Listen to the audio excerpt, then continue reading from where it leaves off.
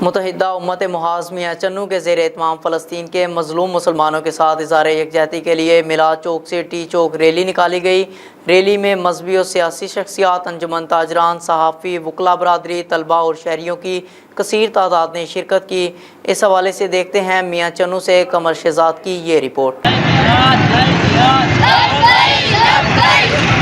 فلسطینی مسلمانوں پر ہونے والے اسرائیلی مظالم کے خلاف میاں چنو میں متحدہ امت محاذ کے زیر اہتمام احتجاجی ریلی نکالی گئی۔ احتجاجی ریلی میں مذہبی، سماجی رہنماؤں، مرکزی انجمن تاجران، صحافی اور وکلاء کمیونٹی سمیت شہریوں نے بڑی تعداد میں شرکت کی۔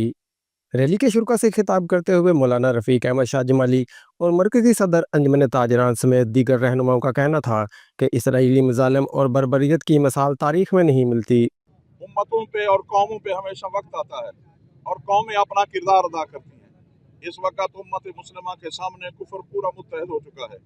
آج متحدہ امت محاذ کے زیر اہتمام میاں چنو کی غیور عوام نے اپنے حکمرانوں سے مطالبہ کیا ہے کہ تم بھی ایک ہو جاؤ، ایک ہو مسلم حرم کی پاسبانی کے لیے۔